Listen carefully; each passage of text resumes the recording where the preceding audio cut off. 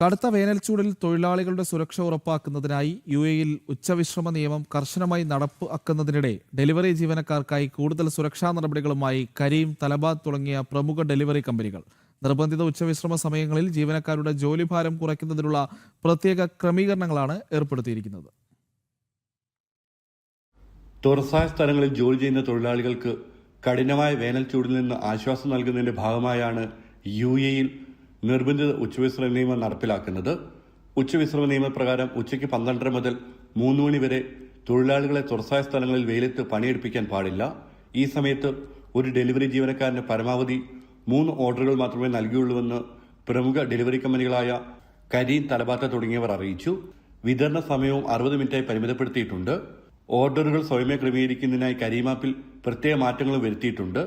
റൈഡർമാരുടെ സുരക്ഷ കണക്കിലെടുത്ത് ഉപയോക്താക്കൾക്ക് ഡെലിവറി സമയം കൂടുതൽ അനുവദിക്കുകയും വൈകുന്നതിന്റെ കാരണം ആപ്പിലൂടെ അറിയിക്കുകയും ചെയ്യുന്നുണ്ട്. മന്ത്രാലയത്തിന്റെയും സ്വകാര്യ സ്ഥാപനങ്ങളുടെ സഹകരണത്തോടെ രാജ്യത്തുടനീളം ഡെലിവറി റൈഡർമാർക്കായി 12,000-ലേറെ എയർ കണ്ടീഷൻ ചെയ്ത വിശ്രമ കേന്ദ്രങ്ങളും ഒരുക്കിയിട്ടുണ്ട്. അടുത്തുള്ള വിശ്രമ കേന്ദ്രം കണ്ടെത്താൻ സഹായിക്കുന്ന മാപ്പ് സൗകര്യം തലബാത്ത്, കരീം ആപ്പുകളിൽ ലഭ്യമാണ്. ജനം, ദുബായ്.